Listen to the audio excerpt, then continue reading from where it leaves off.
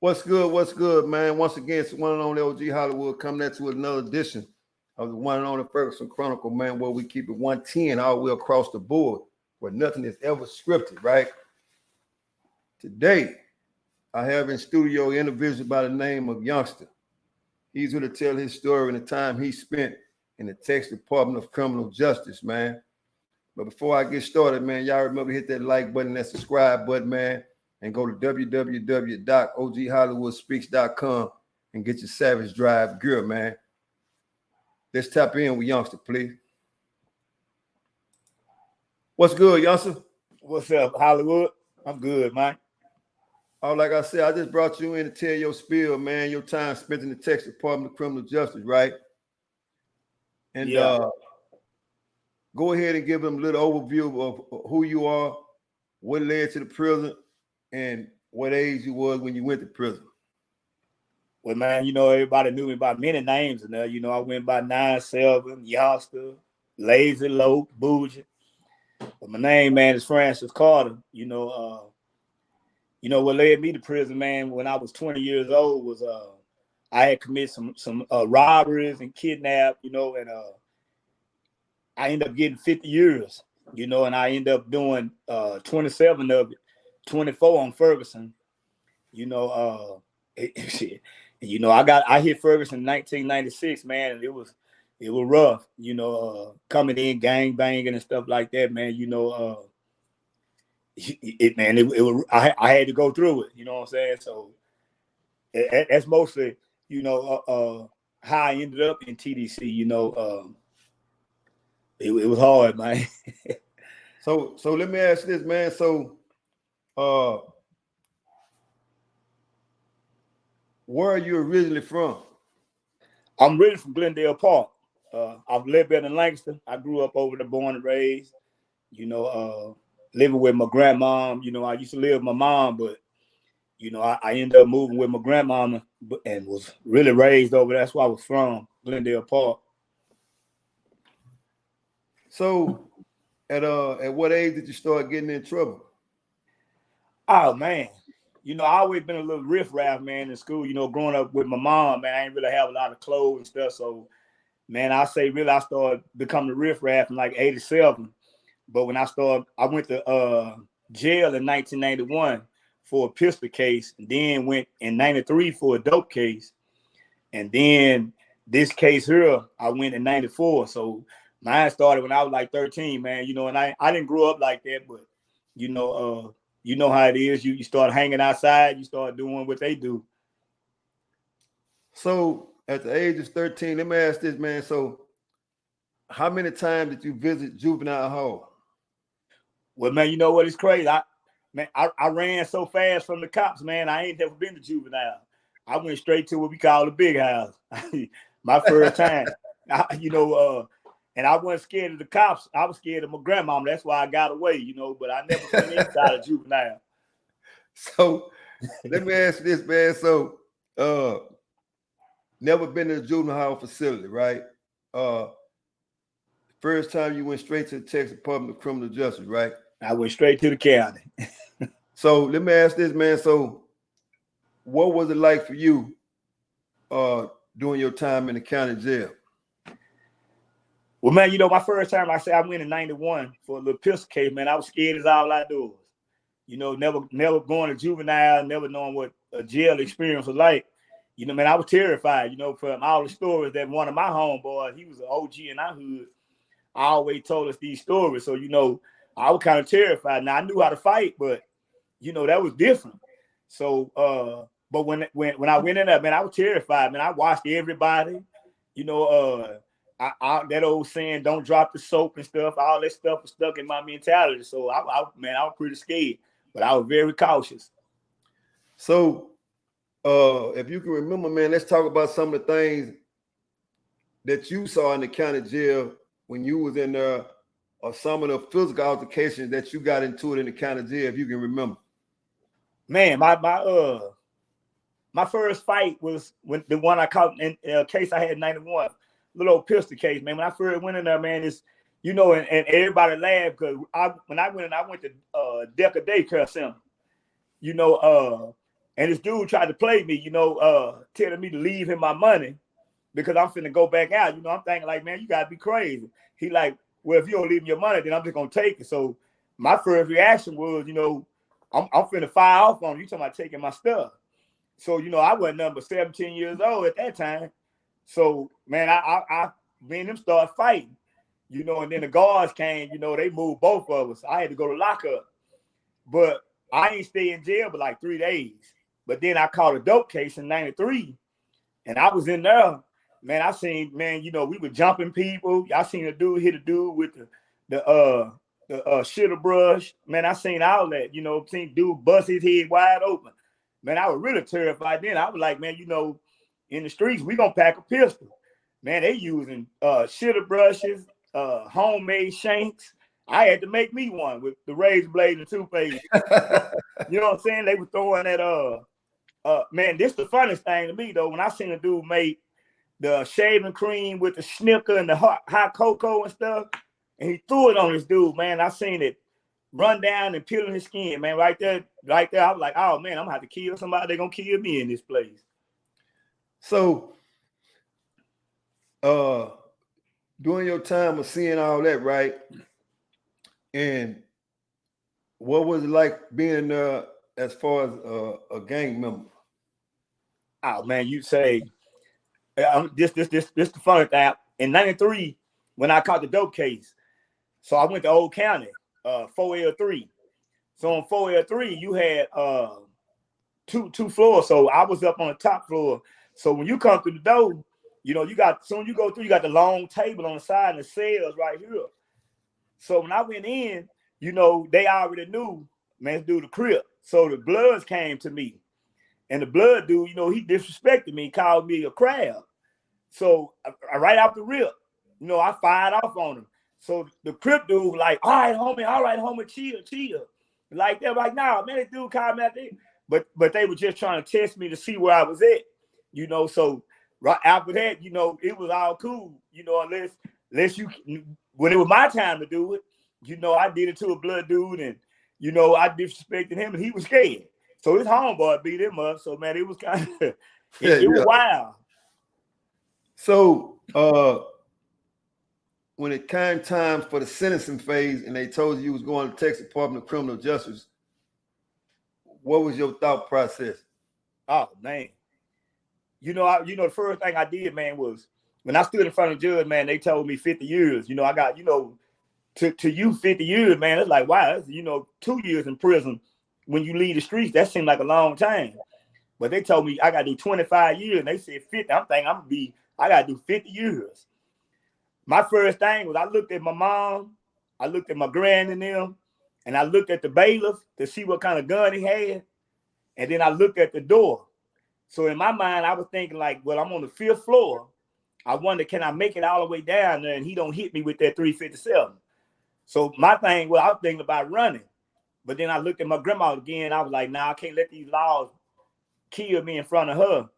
So when I went back to the cell, man, you know, people lie to you and tell you they don't cry and like they too hard. I wasn't hardcore. You know, the judge let me know I wasn't hardcore, man. I cried in that cell, everything, you know, and I was in lockup because I kept getting in trouble. But man, I was in that, man, I cried and everything, OG. So when it came time, they called your number to catch that chain bus, right? What was your thought process then? Here you go. I'm finna go down here for the rest of my life.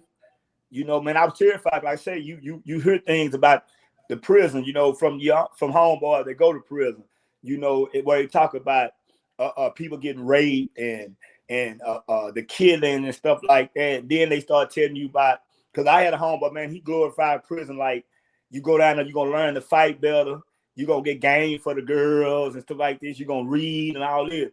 But they didn't tell you the reality of people down there cutting themselves, you know what I'm saying? And people getting bashed in their head with refried bean cans and stuff like this. So I was scared, man. I was terrified. Not of fighting, but just of the unknown, because I've never been. So, man, I was terrified, man. So on that chain bus, that long ride to TDC, and you handcuffed to somebody else, right? What was you thinking? Man, I really wondered what unit I was gonna go to, because I heard about Beto, Ferguson, I heard about East Ham and all these units, Clemens. I heard about these units, and I was like, well, where I'm going. But in my mind, I'm thinking like, well, man, it's either you gonna die down there or you gonna kill somebody. So my first thing was, I love me. So my first thing was, man, when I get down there, I'm finna get me 2 knives. I gotta have me a knife on me, because if you come to me to hurt me, then I'm gonna have to hurt you. Because like I say, I love me. But I was sitting there next to the dude I was sitting next to, and I was thinking like, because we chained together, he was gonna be my cellmate, and he talked too much. He was talking too much. I wasn't trying to talk, because all he had was like the dude I was chained to. Man, he had like a 5-year sentence, and in my mind, 5 years ain't nothing to my 50. So I had to go and tell him, man, Hollywood. I had to tell him, hey, man, stop talking to me, man, because, man, I got 50 years. Man, I got to bring 25 years just to see the people. They don't mean I'm coming home. I said, man, I don't want to talk to you, man. My mind, I'm thinking about my mom and all them. Then I was thinking about escaping and everything when I get down there. So we finally put up at the unit that you was assigned to, right? As you stated earlier, you did 24 on the Ferguson unit, right? So you finally pull up at the back gate of the Ferguson unit, right? What did all that look like to you? Man, it just looked like to me, I used it looked like a concentration camp, man. When I pulled up, I seen the dudes out there in the fields, and I seen, because at the back you see the cattle, you see the fields, and I seen all them dudes, man, we pulling up, they hitting on it and stuff. And I was like, man, this is just slavery, man. I said, man, I ain't finna do this. I ain't coming here to work. I said, man, I ain't trying to hear nothing, man. But like I said, the thing that got me was, it was still fear. I was still terrified, because what's gonna happen when I get on the inside? What am I gonna expect? So I was terrified, but I was ready to go and do my time. But man, it seemed like, man, 25 years, and I ain't even been gone long. So, I was terrified, man. I was hurt, broken, man. I was feeling so bad for myself. So now, you enter the back gate of the Ferguson unit, right?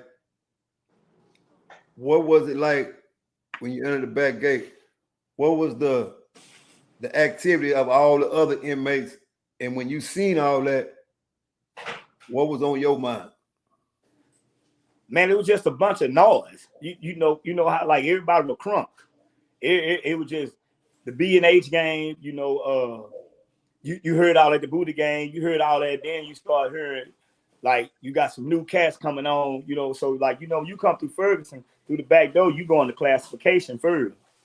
So when I got the classification, it was a dude out of Houston came. He was the SSI down there, and he was like, hey man, where you from? But I said, I'm from Dallas. I'm from Glendale Park. He said, you gang bang? I said, yeah. I said, I'm a Crip.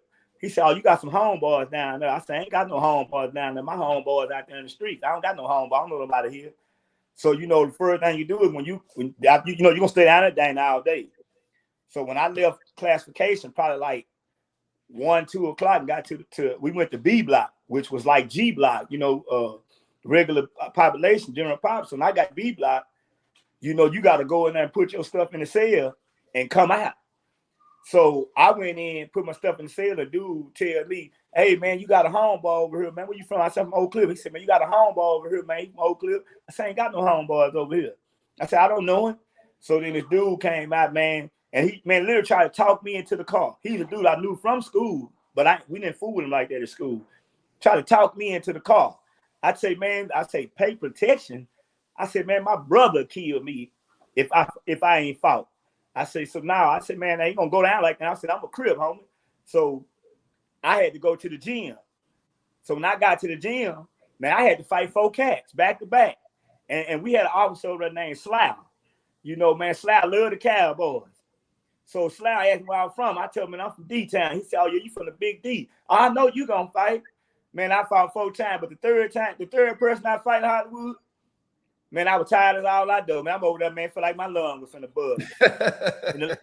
And the lawman come tell me, well, little D-Town, you got one more. I say, one more? I say, and these dudes wasn't Crips. The homie told them, man, y'all can do what y'all want to with. We want to see what he gonna do. Man, I got to that fourth dude, Hollywood. We fought. Say, that man hit me with a bad son gun. I said, man, I ain't gonna let him hit me like that again. I can't let you do that. And but then the thing was, after it was over with, Hollywood, I went back to the block. You know, I started sitting on the back because I want to watch everybody. Man, I sat on the back. Dude told me, he said, homie, you can sit up here. This dude over there named Chi-Town. We had black dude out of Fort named Eminem, Benny Wright, all them dudes over there.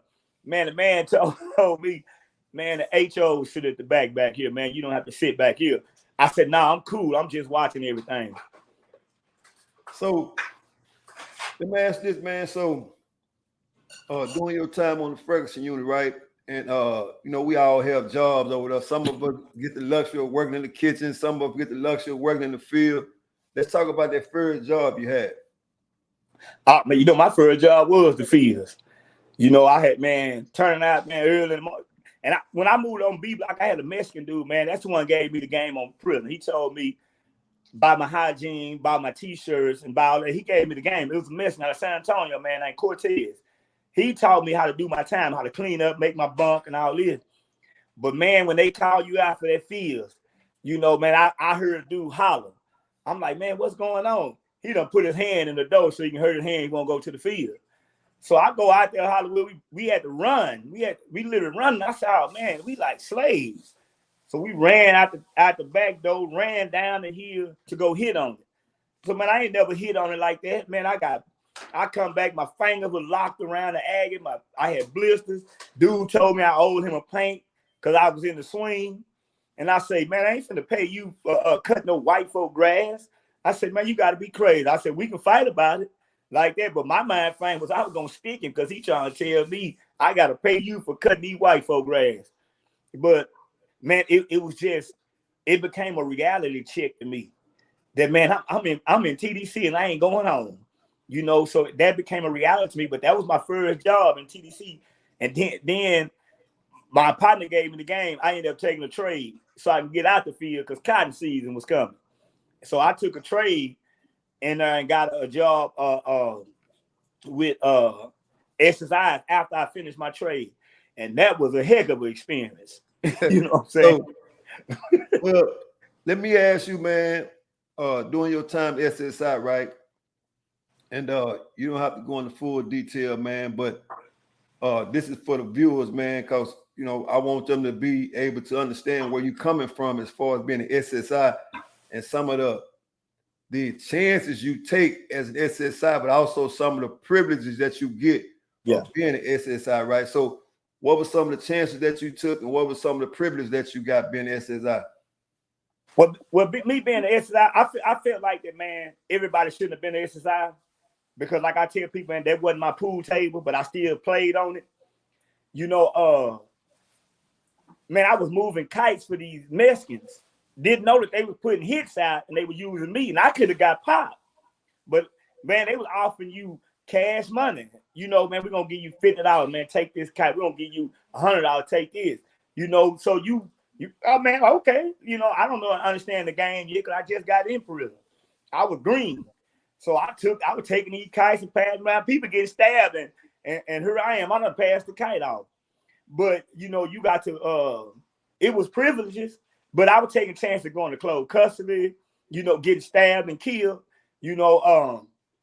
But the benefit of it was, man, I had commissary, you know, I get to stay out and kick it all the time. They're going to always come get me. And then I had won a boss lady. But like I told my wife, I said, man, I consider myself a player coming from the streets.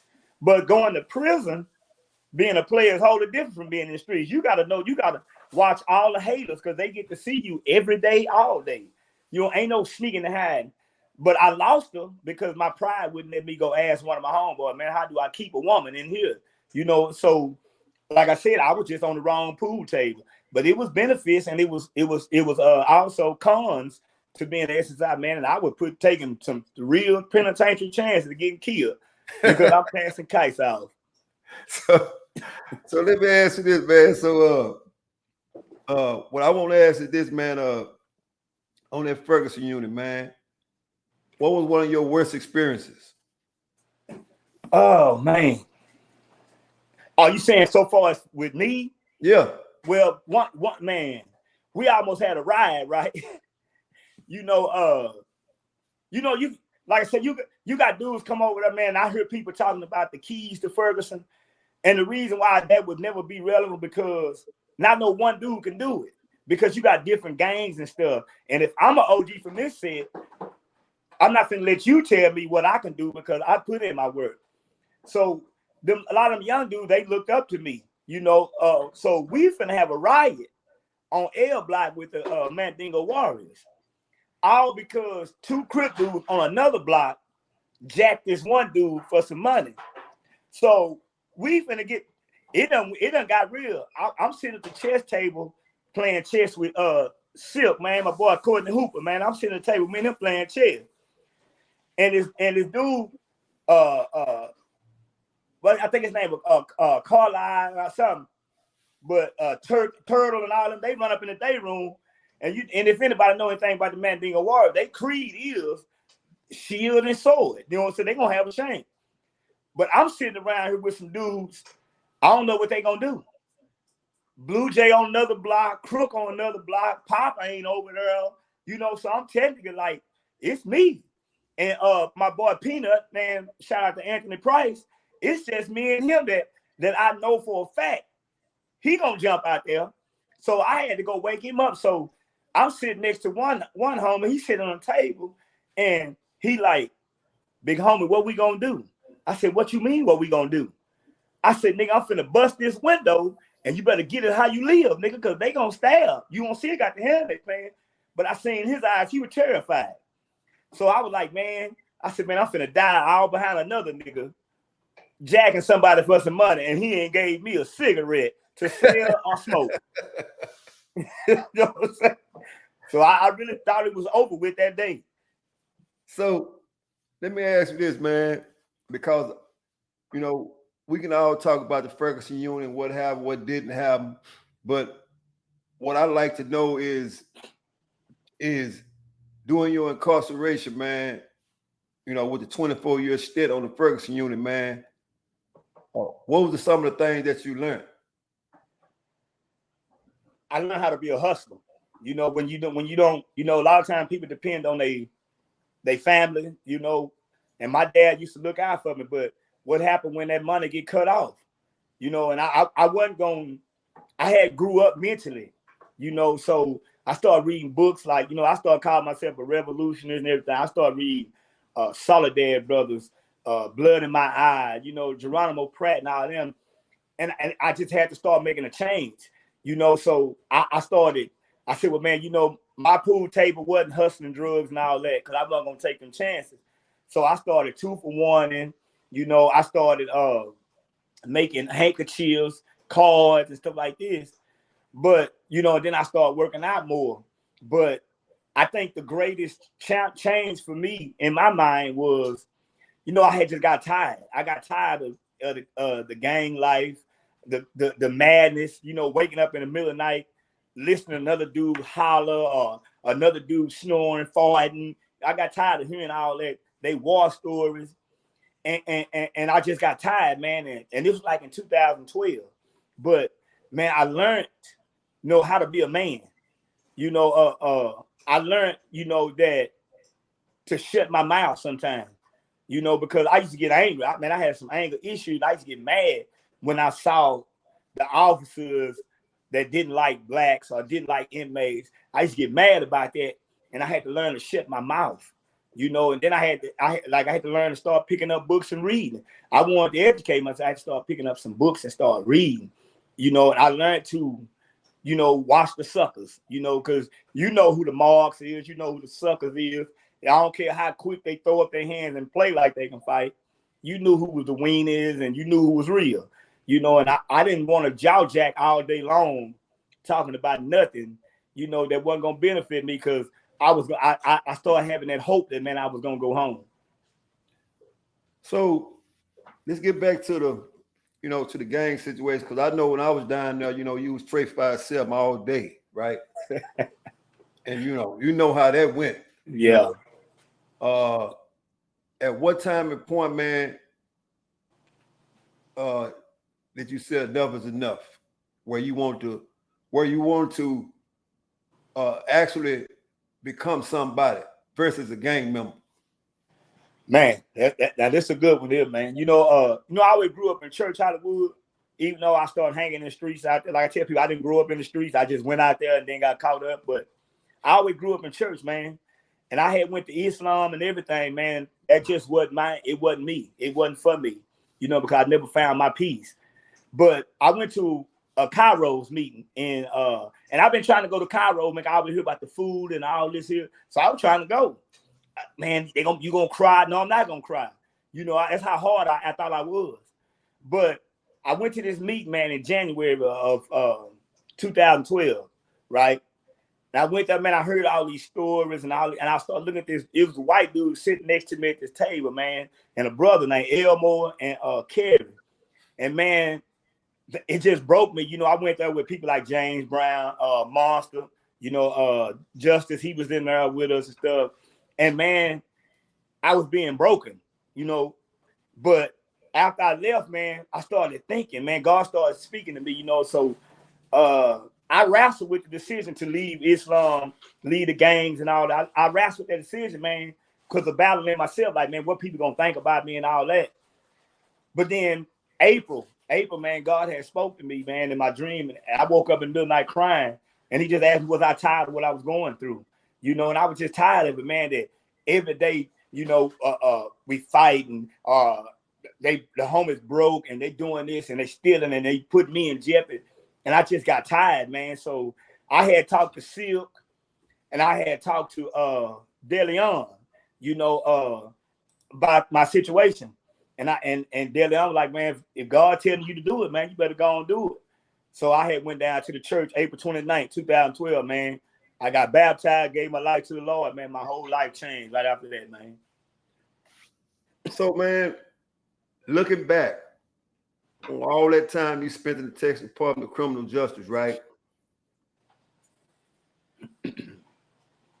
What stands out to you the most? What stands out to me most, man, is that the process of change. Because everybody has an avenue of change. Change ain't easy, but it's necessary in order for you to move forward. I don't care if you have a life sentence. It's not over. I seen guys go to the law library and make it. John Nolly, one of them. I seen him go down there, man, every day, and make it out. Because some people can give up. But it's the avenue of change, man, that stood out the most on Ferguson, because when you start looking back at situations that you done made it through and it wasn't because of you, then you can look. I look back and I say, man, wow. I said, man, if it had not been for this situation, I wouldn't be here. And a lot of people, they laugh and I tell them that, man, I thank God for sending me to prison. I know I did it myself, but I know that he allowed it to happen. Because, man, if I'd stayed out in the streets, Hollywood, man, I'd have been dead. I know I would have been dead, man. Probably not for my own stuff, but some of the dumb stuff my homeboy and them just do, I knew I would have been dead, man. I knew I wasn't going to make it. So the avenue of change, man, is what always stood out to me from Ferguson, So, man, let me ask you this, man. So, do all that time you spent in the Texas Department of Criminal Justice on the Ferguson Unit, right? Do any of that mean anything to you now that you're free? It means something to me on this level right here. I'll never go back. That's what it means to me, because of the humiliation, the depression, the anger, being away from my family, separated, the division and stuff like this. When I look back over it now, I vow to myself, man, I will never go back to prison. So in saying that, meaning that if I got to go stand in front of the police department and tell them, man, can I cut their grass? Can I wash their car with my hand, man? I'll do that in order to keep myself from going back to that place, you know, because, man, it's nothing there. You know what I'm saying? So let me ask you this here, youngster, and I'm only calling you that because that's what we called you for a long time. You ain't no youngster no more, so let's get past that. So, Ferguson Unit, right? It has a lot of people connected to it, right? And we all get different experiences, right? Some good, some bad. Some people learn, some people don't, right? Yeah. In your personal opinion, what would send a man back to prison? To me, somebody leaving prison, what will send them back is giving up. Because a lot of times, man, because they'll tell you no, you feel like, man, I got to go back to what I used to know. And that'll send you back. Once you give up and say, man, you know what? I'm going to get it how I live. You saying to yourself, man, I'd rather go back. But out here, they have all these signs say now hiring. You know, I look at dudes, man, that was in prison. They were very creative, man, singing, rapping, poetry, writing books. But some of them get out here and they give up. And they're giving up right there, man. It'll send you right back to that place.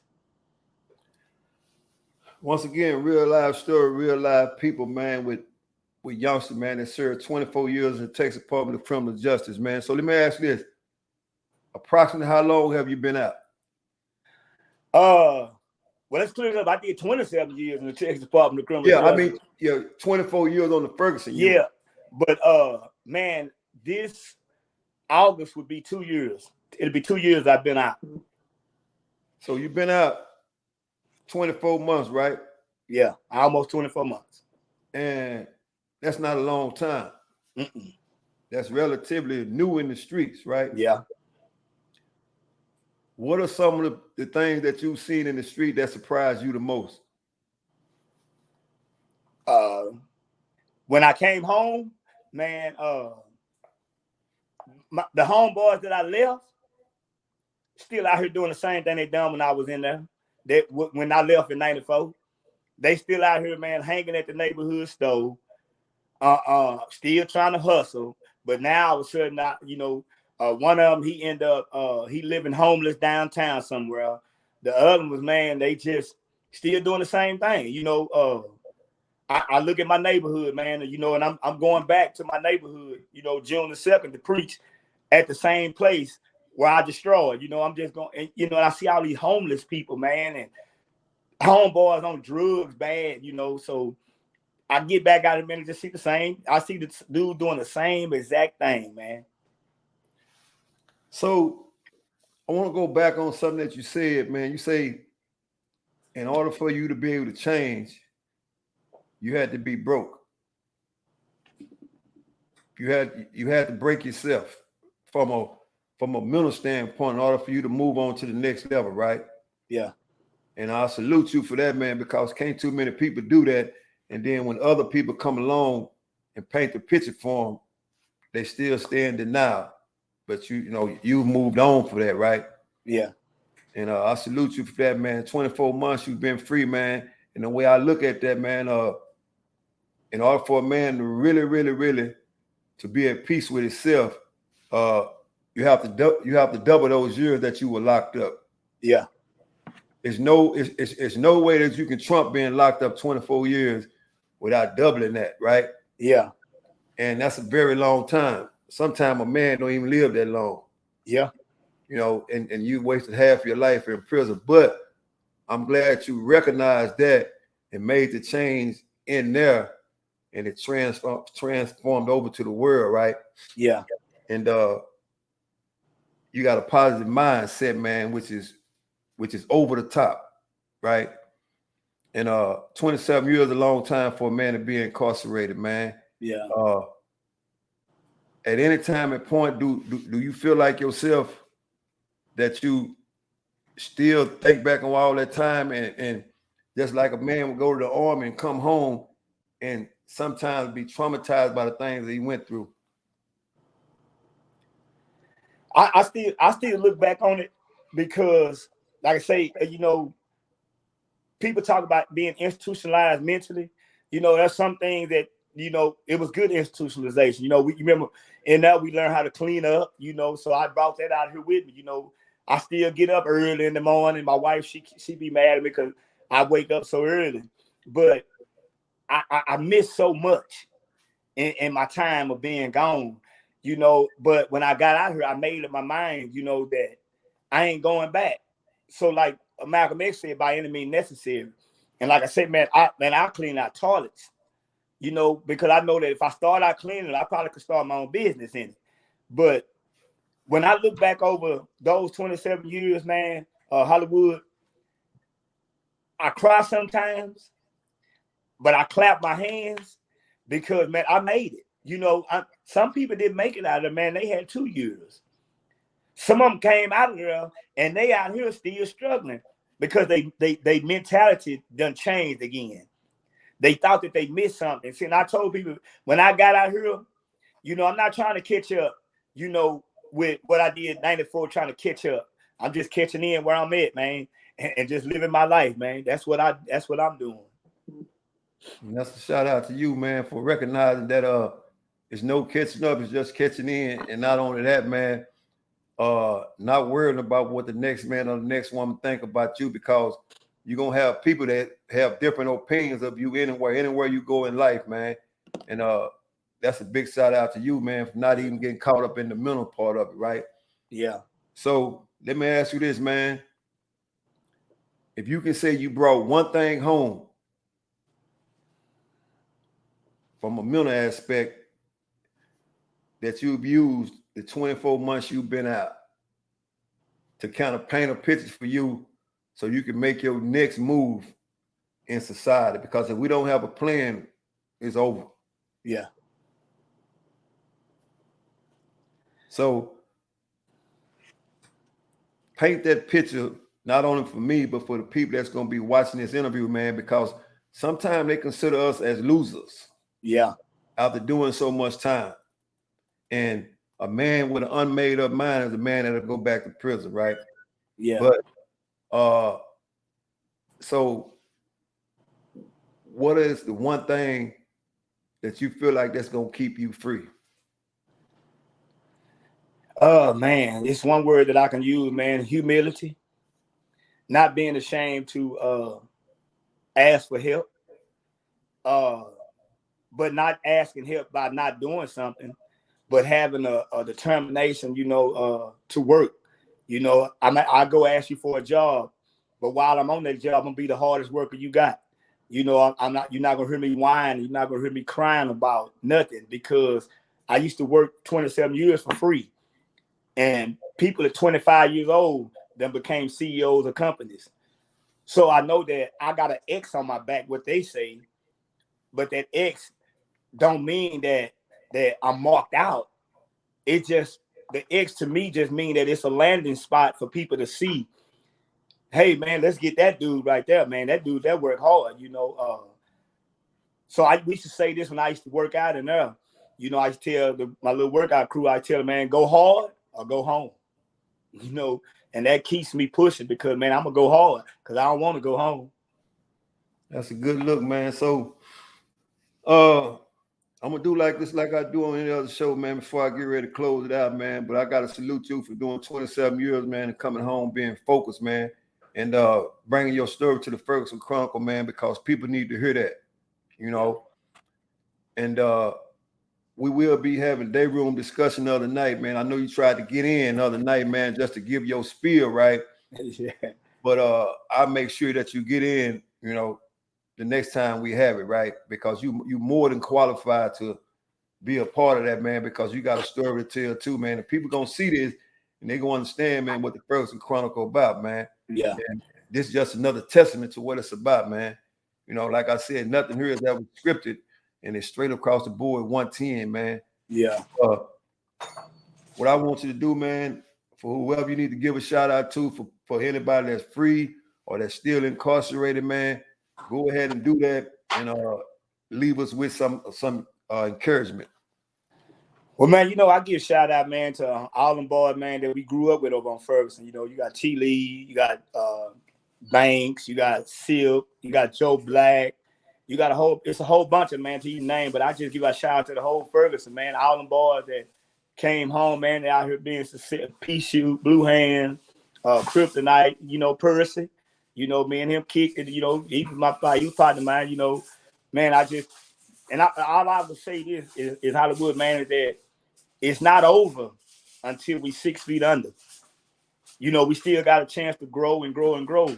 And even if you done made mistakes and being out here, man, get up. You know what I'm saying? Don't stay down, get up.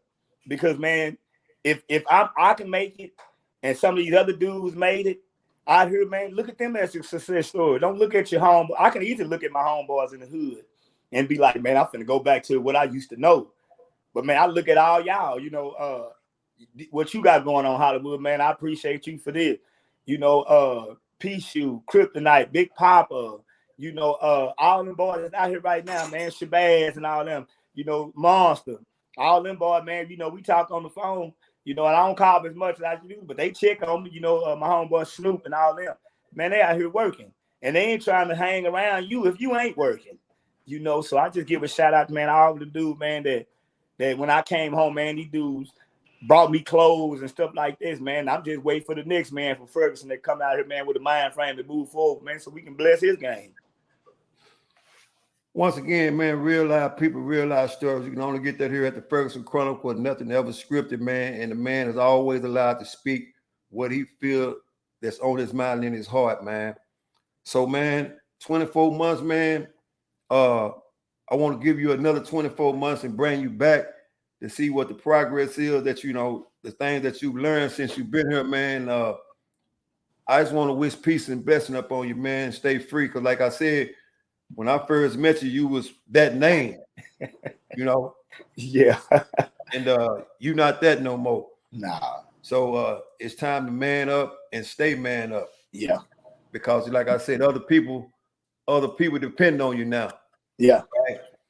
And we've came a long way from an institution, man. So it's no excuse, right? That's right. You free now, but at the same time, we still in the day room. That's right. But it's a free world day room, and it's a hell of a lot more dangerous. Yeah. Right. So with that being said, man, it's a big salute to you, man. Stay free and stay up. All right. Appreciate you, Hollywood. No problem. Once again, real life people, real life stories. You can only get that here at the Ferguson Chronicle, man, where nothing is ever scripted. Remember, www.oghollywoodspeaks is where you can get that Savage Drive gear at, man. And until next time, salute.